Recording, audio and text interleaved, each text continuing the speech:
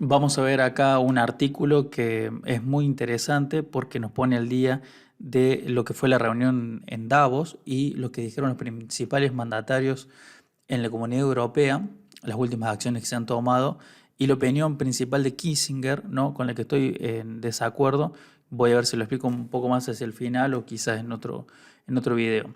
Kissinger y el final de la guerra en Ucrania.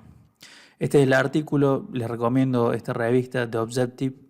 Kissinger y el fin de la guerra en Ucrania. Kissinger, que plantea las negociaciones deben comenzar en los 2 próximos meses antes de que se generen trastornos y tensiones que no serán fáciles de superar. Idealmente, la línea divisoria debería ser una vuelta al status quo anterior. Continuar la guerra más allá de este punto no supondría la libertad de Ucrania, sino una nueva guerra contra la propia Rusia.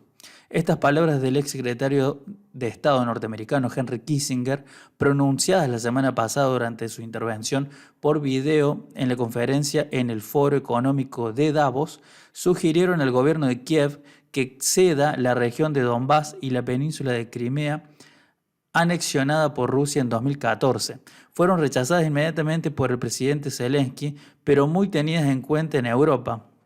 A sus 98 años, el arquitecto de la política de distensión con la Unión Soviética y la apertura de la China de Mao aportaba argumentos, tal vez una coartada a las democracias occidentales para acelerar el fin del conflicto, que amenaza con provocar, como ha advertido el Banco Mundial, una nueva recesión económica global, ¿no?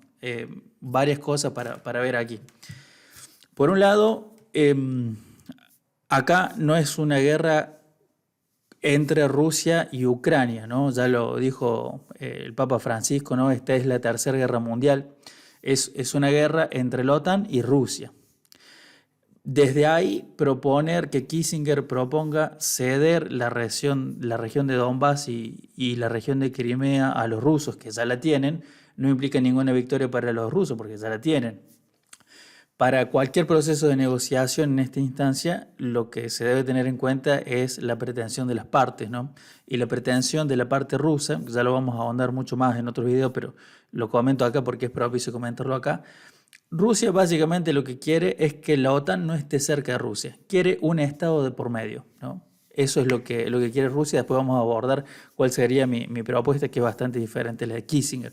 Pero a lo que aclaro es que solamente Ucrania entre en conflicto y que solamente Ucrania sea territorio es realmente burlarse de los ucranianos, ¿no?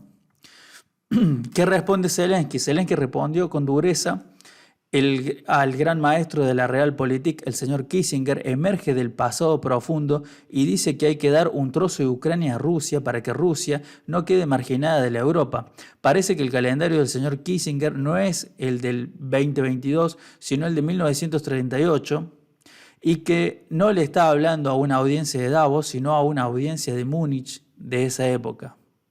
El presidente ucraniano trataba de ahuyentar el fantasma del apaciguamiento cuando el ejército ruso avanza en el este del país, reduciendo a escombros una localidad tras otra. Su necesidad de armas es cada vez más acuciante y comienzan a surgir fisuras entre los aliados europeos al tiempo que se desvanece la atención del público occidental.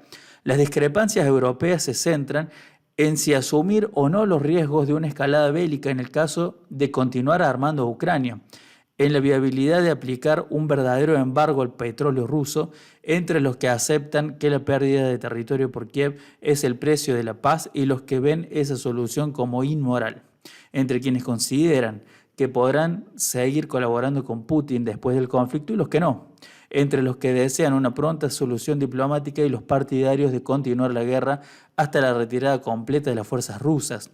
En definitiva, parece llegado el momento de definir qué significa la victoria, ¿no?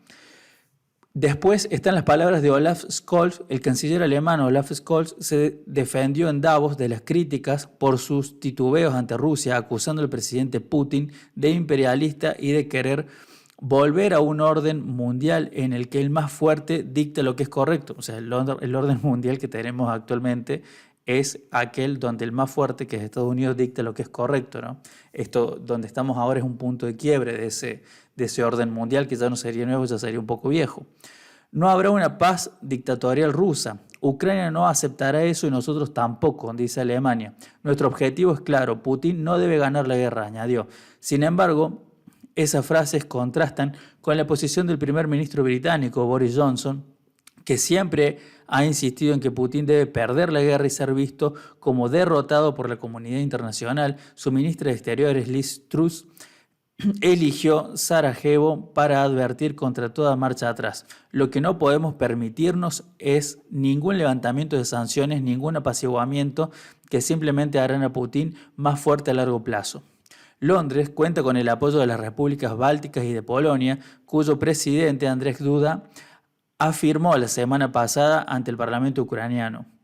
Están apareciendo preocupantes voces en Europa pidiendo a Ucrania que acepte las exigencias de Rusia. Quiero decir claramente que solo Ucrania tiene el derecho a decidir sobre sí misma, ¿no? Lo que planteaba un poco recién. Y fíjense, de nuevo, leamos la parte de Londres. Dice, Londres cuenta con el apoyo de las repúblicas bálticas y de Polonia, es decir, un escudo territorial del cual quiere usar Londres. Acá hay que ver, ¿no? Porque si las repúblicas bálticas y Polonia ven el poder real que tienen los rusos, yo creo que, ojo, que algunos de estos países puede dejar pasar al ejército ruso, ¿no? Sin oponer ninguna resistencia, y que finalmente los que manejan lo que llamamos el nuevo orden mundial, que es viejo, y los que quieren ser multipolaristas, se enfrenten directamente, ¿no? Scholz y Macron llamaron a Putin, y fíjense en la advertencia que les dice Putin. Dice, las iniciativas diplomáticas han continuado. El pasado sábado, Scholz y el presidente francés Emmanuel Macron mantuvieron una larga conversación telefónica con Putin. En los 80 minutos que duró la llamada, los líderes de los dos países más importantes de la Unión Europea urgieron al presidente ruso a celebrar negociaciones directas y serias con Zelensky. De nuevo acá aparece un problema, ¿no? Porque Rusia entra al territorio ucraniano en guerra, pero el problema es con la OTAN. Es decir, que las negociaciones directas deberían ser con la OTAN o con Biden, no necesariamente con Zelensky.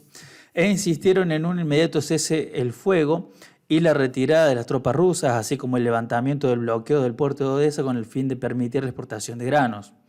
El Kremlin pidió a cambio el levantamiento de las sanciones económicas y les advirtió contra un incremento de los envíos de armamento a Ucrania, ¿no? Porque la situación actual donde Ucrania se desangra es bastante funcional para los intereses de la Unión Europea y sobre todo de Estados Unidos, ¿no? Donde ellos mandan simplemente material militar, encienden la maquinaria industrial, es decir, que con esto están haciendo también grandes fortunas, y los que ponen allí el cuerpo son los ucranianos, ¿no? Stoltenberg, pero el realismo político tiene sus costes, como dijo en Davos el secretario general de la OTAN, Jens Stoltenberg, la libertad es más importante que el libre comercio. Eso no lo decían cuando impusieron gobiernos militares en América Latina, ¿no? Allí parecía que el libre comercio, porque todos esos gobiernos militares que restringían las libertades, lo que imponían era el libre comercio, parecía que el libre comercio era más importante que las libertades, solamente una nota histórica.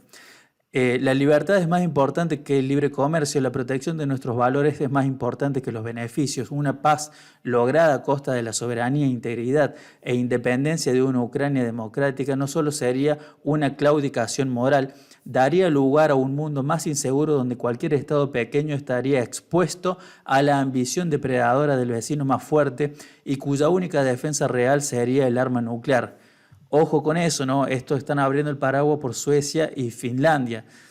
¿Qué dicen? Si la Comunidad Europea y la OTAN no responden con fuerza, con un aval, con tropas, para decirlo más directamente, en el caso de Ucrania, todos los países pequeños de Europa del Este, yo creo que les va a convenir o pasarse al bando ruso o declararse neutrales, ¿no? Es lo que está diciendo Stoltenberg. La determinación del presidente Biden ha sido crucial hasta ahora para unir a los europeos y mantener durante estos meses la resistencia de los ucranianos. Estados Unidos tendrá la última palabra sobre qué paz será aceptable para Kiev y qué significa, si no la victoria, sí al menos la derrota estratégica de Putin. Volvemos al eje central. Acá el eje central es OTAN-Rusia, ¿no? Los otros van a ser solamente zona de guerra.